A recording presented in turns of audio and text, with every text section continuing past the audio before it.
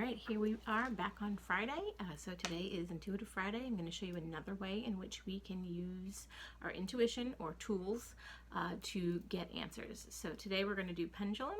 There's a million different ways in which we can use pendulums. I'm going to show you two ways. I'm actually going to try this one and see if this works better. Yeah, you can see that better than my white one. And so you want to set your intention and you want to tell the pendulum how to answer. So as an example, what I would say is, pendulum, tell me which card Danielle is going to choose, and then show it. So back and forth is a yes, side to side is a no. All right, so is Danielle going to choose engagement? And it's kind of not moving. It's kind of just staying in one place. So to me, that would be a no.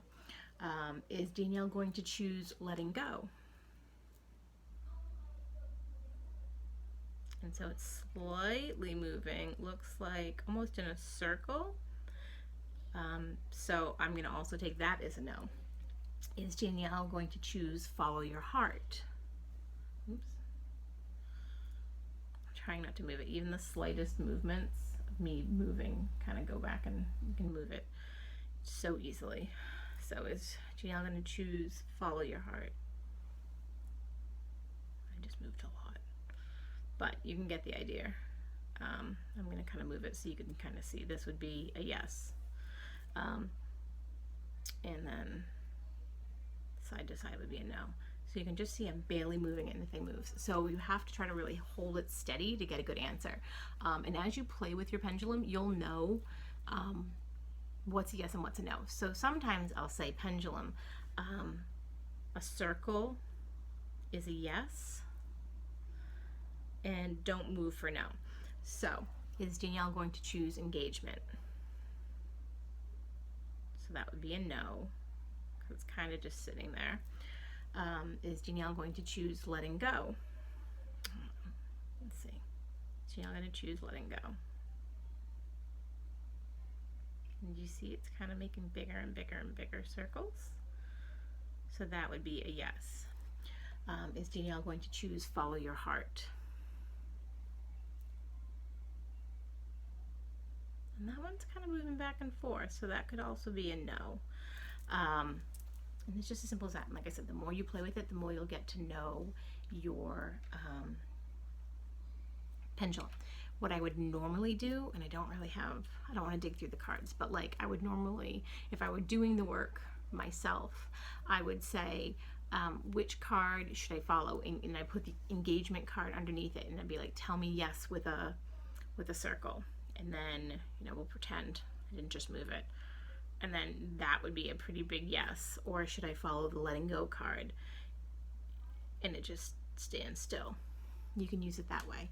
You can set it so you can tell it one thing. I like to try to keep it the same. So as an example, I always do circles with this one. So show me a circle for yes.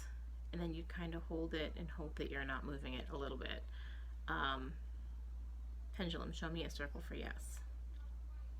Try not to look at it. You can kind of see it's moving in a circle. So the funny thing about pendulums also goes along with Ouija boards. It is based on what they say. It has a specific term, which I'm forgetting at the moment. But it's basically small movements. It's like you subconsciously move it in the direction you want. That's what naysayers say.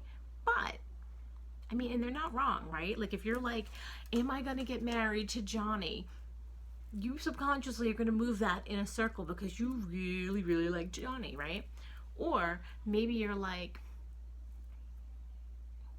pendulum, tell me, is Johnny the right one for me? Do a circle for yes, and you hold it and it doesn't move. That has more credibility, right?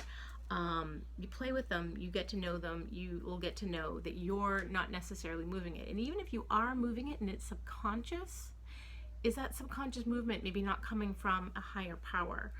It's just a thought. I mean, I don't have the answers, guys. I don't know all the things. I do love to use pendulums, and you can use almost anything. I actually have this necklace here. You could be like, necklace, Tell me, is Johnny going to marry me? And it's moving back and forth, and you're like, oh, back and forth is a no. You know what I mean? You could use almost anything. A lot of people hold it like this. You can do that. I don't have as much luck. For me, it's usually like I would hold it here on the clasp and try to hold it up as straight as I could. It's all up to you and what works best for you. So hopefully that's helpful. I can't wait to hear how a pendulum works for you. You can actually make one too with like a washer and a piece of floss. Or I'm trying to think what else you could use. Like I said, a necklace, a bracelet. You could probably use a whole bunch of stuff that I didn't even think of. But let me know in the comments how this works for you.